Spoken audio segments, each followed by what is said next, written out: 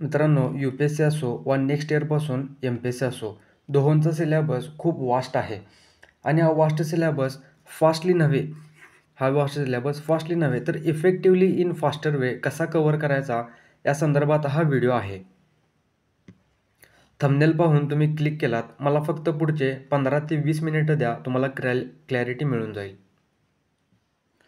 पहा मित्रांनो, सिलॅबस जर का आपल्याला effectively in faster way cover करायचा असेल तर ही बाब माहीत असणे गरजेचे आहे की सिलॅबस 2 भागात विभाजित होतो. एक तर पहिला स्टॅटिक सब्जेक्ट आहेत आणि दुसरा डायनॅमिक सब्जेक्ट आहेत. स्टॅटिक सब्जेक्ट म्हणजे असे सब्जेक्ट की जे बदलत नाहीत. बघा, हिस्ट्री बदलणार आहे का? नाही. जिओग्राफी बदलणार आहे? नाही. पॉलिटी बदलणार आहे का? तर नाही. अर्थातच जे सब्जेक्ट बदलणार नाही त्याला आपण काय म्हणतो? स्टॅटिक सब्जेक्ट असं म्हणतो. या उलट जे डायनॅमिक सब्जेक्ट आहे जसं की इंटरनॅशनल रिलेशन, बघा हे बदलत असतात. आज कोणासोबत आपले चांगले संबंध आहेत तर उद्या बिघडू देखील शकतात.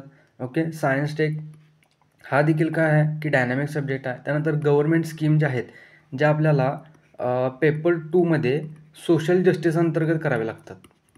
ओके, सोशल जस्टिस हा आपल्याला एक सिलॅबसचा पॉईंट आहे. त्या अंडर आपल्याला गव्हर्नमेंट स्कीम कराव्या लागतात. तर हे कसे आहेत? डायनॅमिक पार्ट आहेत. तर जर का आपल्याला effectively in faster way syllabus cover करायचा असेल तर सर्वात प्रथम आपली पहिलं प्राधान्य हे आपलं स्टॅटिक सब्जेक्टला असणं खूप गरजेचं आहे. बघा का? कारण की बघा, इनिशियल फेजमध्ये आहे ना स्टॅटिकवर फोकस करणं खूप गरजेचं आहे. Static is a foundation on which your building builds असं म्हटलं जाते.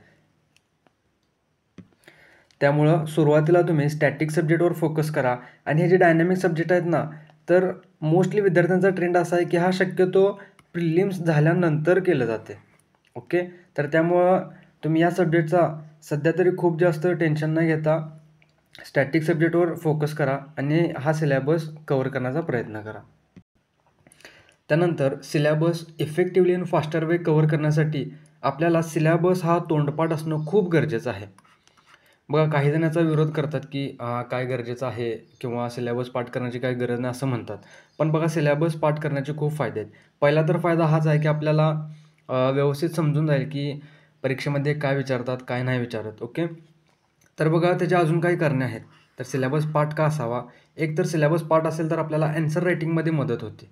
बघा, मी तुम्हाला 6 अप्रोचेस शिकवणार आहे ॲन्सर रायटिंगचे. त्यातील 2 अप्रोच आपण ऑलरेडी कव्हर केलेले आहेत. स्टार्ट टू एंड अप्रोच आणि कंपोनंट अप्रोच. ओके, जर का तुम्ही ते पाहिलेले नसतील तर ते तुम्ही पाहून घ्या. डिस्क्रिप्शन बॉक्समध्ये मी त्याची लिंक दिलेली आहे. या 6 पैकी एक अप्रोच आहे सिलॅबस पॉईंट अप्रोच, जो आपल्याला पुढे येणार आहे. सिलॅबस पॉईंट अप्रोच आणि त्याचाच एक सब पार्ट आहे सब सिलॅबस पॉईंट अप्रोच.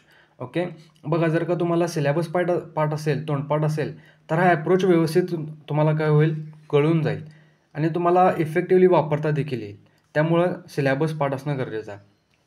त्यानंतर अजून सिलॅबस पार्ट का असावा? तर बघा, आपल्याला न्यूजपेपर वाचत असताना काय वाचावं, काय सोडावं हे आपल्याला समजून जाते.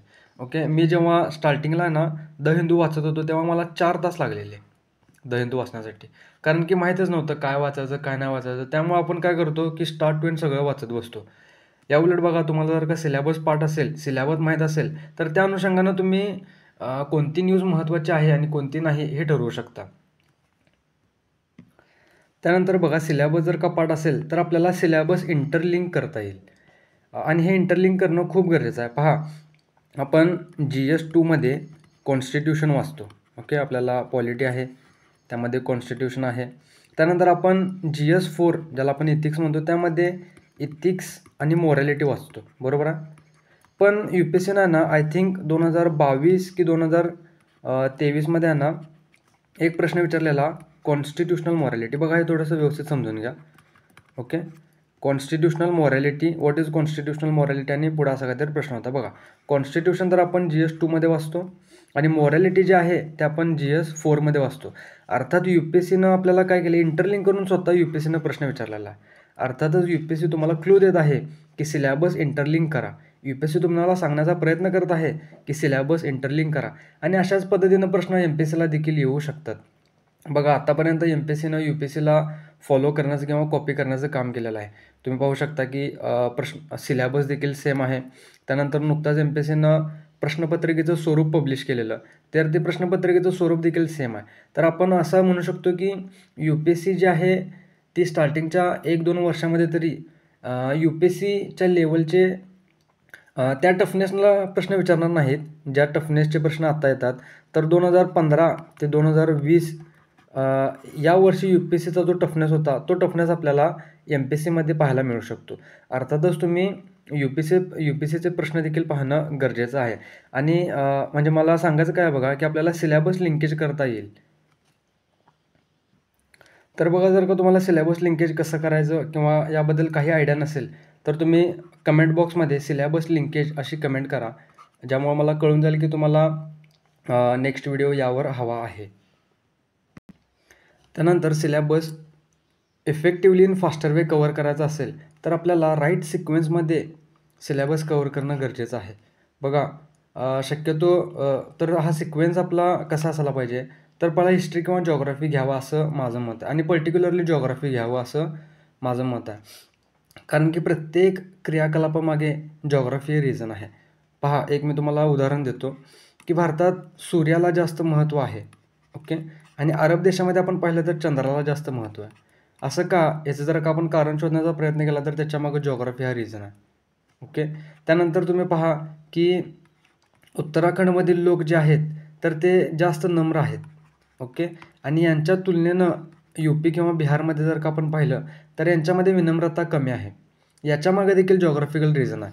कारण की बघा, उत्तराखंडमधील लोकांचा जो महत्त्वाचा जो व्यवसाय म्हणजे त्यांना आजीविकेचा जे स्रोत आहे ते पर्यटन आहे, ओके. तर यामुळं काय होते म्हणजे बघा, जिओग्राफिकल रिझनमुळं लोक काय होतात की जिओग्राफिकल रिझनमुळं लोकांच्या स्वभावावर परिणाम पडतो. आता बघा, हे मी तुम्हाला 2 एक्झाम्पल दिलेले आहेत. तर या पहिल्या एक्झाम्पलमध्ये थोडंसं तुम्ही विचार केला तर बघा, भारत कुठे आहे, तर भारताचा जो म्हणजे एक कर्कवृत्त आहे त्याच्या खाली भारत आणि त्याच्यावर थोडंसं भारत आहे.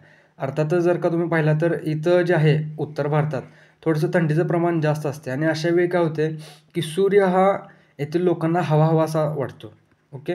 या उलट जर का तुम्ही अरब देशामध्ये पाहिला तर इथं सूर्य म्हणजे इथं वाळवंट आहे, बरोबर आहे. त्यामुळे सूर्याचा इतकाच त्यांना त्रास होत असतो की यामुळे त्यांना चंद्र हवा-हवासा वाटत असतो. त्यामुळे बघा की भारतामध्ये आपण काय करतो की धार्मिक ग्रंथामध्ये देखील पण बघा की आपण सूर्याला जास्त महत्त्व दिलेलं आहे भारतामध्ये, आणि याउलट अरब देशामध्ये बघा की ते काय करतात, चंद्राला जास्त महत्त्व देतात. तसंच इथं देखील बघा, हे एक्झाम्पल बघा की उत्तराखंडमध्ये लोक जास्त नम्र आहेत. का? कारण की त्यांचा आजीविकेचा जो स्रोत आहे तो पर्यटन आहे, ओके. आणि UP किंवा बिहारमधील जर का आपण लोक पाहिलेत तर ते तुलनेनं कमी विनम्र आहेत, ओके. कारण की तिथं आजीविकेचे स्रोत हे उत्तराखंडपेक्षा तुलनेने म्हणतो आम्ही थोडेसे जास्त आहे. तिथं शेती आहे, किंवा आता आपण पाहिलं तर थोड्याफार प्रमाणात तिथं उद्योगधंद्यांचा देखील विकास होत आहे. तर त्यामुळं त्यांची नम्रता जी आहे तर ती आपल्याला कमी पाहावयास मिळते, ओके. अर्थातच बघा की जिओग्राफीचा परिणाम हा कुठे पडतो बघा. जिओग्राफीचा परिणाम हा कल्चरवर देखील पडतो. यामुळेच बघा की 2016ची जी टॉपर होते ऑल इंडिया रँक 1 टीना डाबी, त्यांनी देखील म्हटलेलं होतं की तयारी करण्याआधी भारताला समजून घ्या. अर्थात भारताला समजून घ्यायचा अर्थ काय आहे की भारताची जिओग्राफी समजून घ्या. पहा, तुम्ही जिओग्राफी जर न करता थेट तुम्ही इंटरनॅशनल रिलेशन करायला गेलात तर तुम्हाला काहीच कळणार नाही. कारण की इंटरनॅशनल रिलेशनमध्ये आपल्याला आहे की बॉर्डर कंट्रीज आहेत, ओके. तर ते आपल्याला समजण्यासाठी खूप वेळ लागेल. त्यानंतर बघा की जिओग्राफी न करता जर का तुम्ही इंटरनल सिक्युरिटी जर का करायला गेला तर तरी देखील तुम्हाला खूप प्रॉब्लेम येणार, किंवा तुम्हाला खूप वेळ लागेल. पण आपला मेन मोटो काय आहे की आपल्याला इफेक्टिव्हली सिलेबस कव्हर करायचा आहे, आणि तो फास्टली करायचा आहे, ओके. फास्टली करायचा आहे पण तो इफेक्टिव्हली करायचा आहे, ओके. ज्यामुळं आपला वेळ वाचेल. तर त्यामुळं माझं असं सजेशन आहे की तुम्ही या वेनं सिलेबस कव्हर करा. की पहिला तुम्ही जिओग्राफी घ्या, त्यानंतर हिस्ट्री घ्या, त्यानंतर पॉलिटी घ्या, किंवा जिओग्राफीनंतर तुम्ही इंटरनल सिक्युरिटीकडे जाऊ शकता, सोसायटीकडे जाऊ शकता. तर आता तुमचा इथं असा प्रश्न असेल की सर, आम्ही तरी क्लास लावलेला आहे पण क्लासमध्ये आम्हाला या वेने शिकवत नाहीत. तर बघा की क्लास तुमचा जो काय असेल तर तो ठीक आहे, त्या अनुषंगाने तुम्ही जाऊ शकता. पण साईड बाय साईड जो तुम्हाला एक्स्ट्रा जो वेळ मिळणार आहे 2-3 तास, किंवा एक समजून चालू की आपल्याला क्लास केल्यानंतर आपल्याला एक 4 तास सेल्फ स्टडीसाठी मिळतो. तर तुम्ही या वेनं काय करा, सिलेबस कव्हर करत जा. इकॉनॉमी जे आहे किंवा सायन्स टेक असेल, हे सब्जेक्ट आहेत ते स्टार्टिंगला या सब्जेक्टवर फोकस करू नका. हे सब्जेक्ट थोड्या वेळानं करा. त्यानंतर पोस्ट मॉडर्न इंडिया जे आहे, पोस्ट मॉडर्न इंडिया आहे आपल्याला किंवा त्यानंतर वर्ल्ड हिस्ट्री आहे. हे सब्जेक्ट तुम्ही नंतर केला तरी चालेल. नंतर म्हणजे मी असं म्हणत आहे की इव्हन आपण असं देखील म्हणू शकतो की प्री झाल्यानंतर देखील हे सब्जेक्ट तुम्ही कव्हर करू शकता. या सब्जेक्टबाबत थोडीफार तुम्हाला जेव्हा तुमची समज विकसित होईल, तर यामुळे काय होईल बघा की एक तुमचा नॉलेज बेस तयार झालेला असेल आणि जेव्हा हे वाचून होतील, तेव्हा तुम्ही ऑप्शनलचा विचार करा की तुम्हाला ऑप्शनल कोणता निवडायचा आहे. जर का या वेने गेलात ना, तर तुम्हाला एक माहितीपूर्ण निर्णय, आपण ज्याला म्हणतो informed decision, okay, informed decision असा एक शब्द आहे की या वेने जर का तुम्ही गेलात ना, तर तुम्हाला इन्फॉर्म्ड डिसिजन घेण्यास मदत होईल.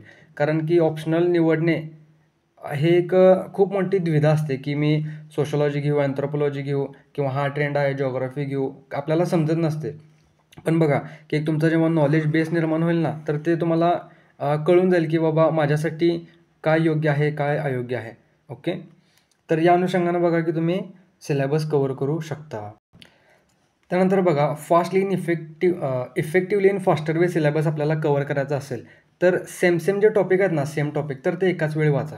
एक मी तुम्हाला उदाहरण देतो. समजा मी जिओग्राफी वाचत आहे, तर जिओग्राफीमध्ये पृथ्वीचे अंतरंग किंवा अंतर्गत संरचना असा आपल्याला टॉपिक 6वीच्या NCERTमध्ये पण दिसतो, 7वीमध्ये दिसतो, 9वीमध्ये आहे, 11वीमध्ये पण आहे. मग जर समजा एक आपला टॉपिक आहे इंटरनल स्ट्रक्चर, ओके, ज्याला आपण अंतर्गत संरचना असं म्हणतो, अंतर्गत संरचना, ठीक आहे. हा टॉपिक बघा 6वीच्या NCERTमध्ये आहे, 7वीमध्ये आहे, 9वीमध्ये आणि 11वीमध्ये पण आहे. तर बघा की जेव्हा तुम्ही वाचत जाणार, तर या वेळेनं जाऊ नका की मी 6वीची NCERT घेतल्या तर 6वीची सगळी NCERT कव्हर करून टाकतो, 7वीची सगळीच्या सगळी कव्हर करतो, मग 9वीची सगळीच्या सगळी कव्हर करतो, असं नको. तर बघा या उलट काय करा की सेम टॉपिकची पहिला लिस्ट काढा. ओके, जसं की मी तुम्हाला सांगितलं की इंटरनल स्ट्रक्चर या NCERTमध्ये आहे. तर हे इंटरनल स्ट्रक्चर वाचत असताना तुम्ही एकाच वेळी या सगळ्या NCERTमधून हे वाचून घ्या, जेणेकरून तुम्हाला क्लॅरिटी पण मिळून जाईल आणि इफेक्टिव्हली आणि फास्टर वे तुम्हाला सिलेबस कव्हर करता येईल. अन्यथा काय होणार की इथं तुम्ही इंटरनल स्ट्रक्चर वाचला, मग 7वीचे NCERT हातात म्हणजे हातात जेव्हा घ्याल तुम्ही, एक 10-15 दिवस निघून जातील. तर तुम्हाला काय होईल की एक जम्बलिंग होऊ शकते. त्यामुळे काय करा की इंटरनल स्ट्रक्चर तुम्ही वाचत आहे ना, तर 6वीतला पण तो वाचून टाका, 7वीमध्ये जिथं असेल तिथं वाचून टाका, 9वीमध्ये जिथं असेल तिथं वाचून टाका. अर्थातच या वेळेनं तुम्ही काय करा, सिलेबस कव्हर करत जा. यामुळे तुम्हाला फायदा होईल. हे मी तुम्हाला एक एक्झाम्पल म्हणून दिलेलं आहे. असंच तुम्ही हिस्ट्रीसाठी पण करू शकता की हिस्ट्रीमध्ये बघा की पल्लव डायनॅस्टी किंवा चोल डायनॅस्टी ही 6वीच्या NCERTमध्ये दिलेली आहे, 6वी, 9वी आणि 10वीमध्ये दिलेली आहे, असं आपण समजून चालू. तर पल्लव वाचत आहे ना, तर हे एकाच वेळी सगळ्या हे जे सोर्स आहेत, तर यातून तुम्ही काय करा, वाचून हे कव्हर करा.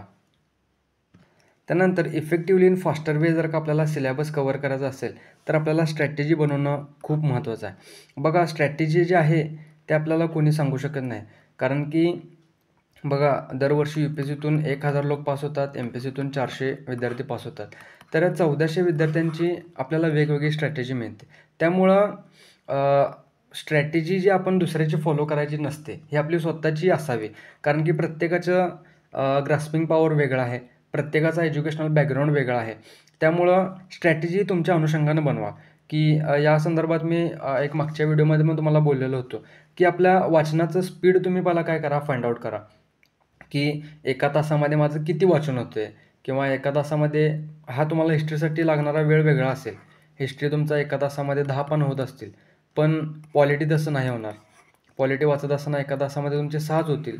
तर हे या अनुषंगानं तुम्ही काय करा की तुम्हाला एका तासामध्ये किती पानं वाचून होतात हे फाइंड आउट करा आणि त्या अनुषंगानं टोटल तुम्हाला एक बुक कव्हर करा. समजा 100 पानं असतील, ओके, बुकमध्ये, आणि एका तासात तुमचे 10 पानं वाचून होत असतील, तर हे 10 तासामध्ये तुमचा सिलेबस कव्हर किंवा 10 तासामध्ये हे तुमचं बुक कव्हर होऊन जाईल.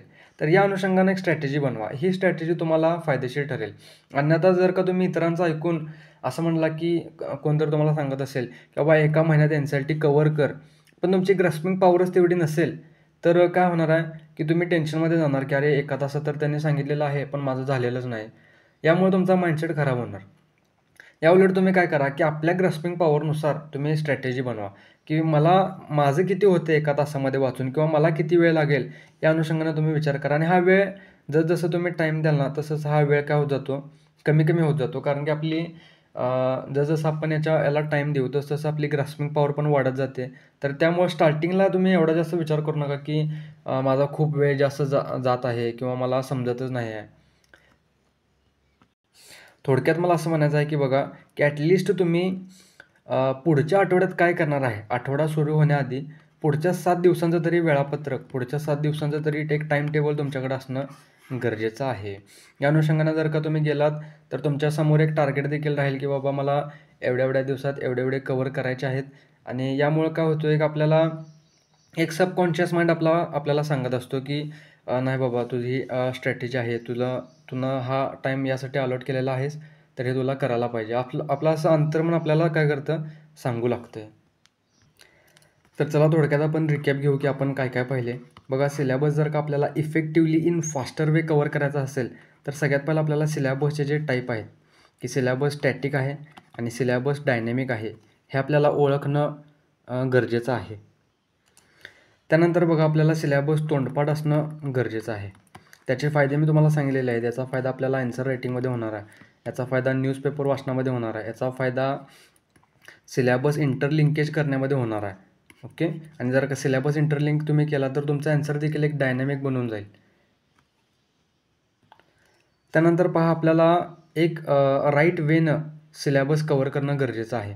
मी तुम्हाला सांगितलं, की जिओग्राफी स्टार्टिंगला का घ्यायचं कारण देखील मी तुम्हाला सांगितलेलं आहे. या अनुषंगानं तुम्ही तुमची स्ट्रॅटेजी बनवू शकता. आणि चौथा महत्त्वाचा भाग म्हणजे आपलं स्ट्रॅटेजी, अर्थात आपलं वेळापत्रक जे आहे, की मी हाऊ, व्हेन आणि व्हॉट, की मी कधी, काय आणि कसं करणार आहे, हे आपलं क्लिअर असणं गरजेचं आहे. हे 4 मुद्दे जर का तुम्ही लक्षात घेऊन जर का तयारीला लागलात, तर तुमचा सिलॅबस जो आहे, तर तो effectively in faster way cover होऊन जाईल. तर बघा, की जर का तुम्हाला सिलॅबस इंटरलिंकेज बाबत जर का माहिती हवी असेल, तर तुम्ही कमेंट बॉक्समध्ये तसं मला सांगा, जेणेकरून मी पुढचा व्हिडिओ त्यावर बनवतो. शेवट करण्याआधी अशी एक रिक्वेस्ट आहे, की बघा, की या व्हिडिओच्या माध्यमातून जर का तुम्हाला असं वाटत असेल, की माझ्या प्रिपरेशनमध्ये व्हॅल्यू ॲडिशन झालेलं आहे, माझ्या प्रिपरेशनला एक नवी दिशा मिळत आहे, तर तुम्ही आपल्या चॅनलला सबस्क्राईब करा आणि आपल्या इतर मित्रांसोबत देखील हा व्हिडिओ शेअर करा. थँक्यू.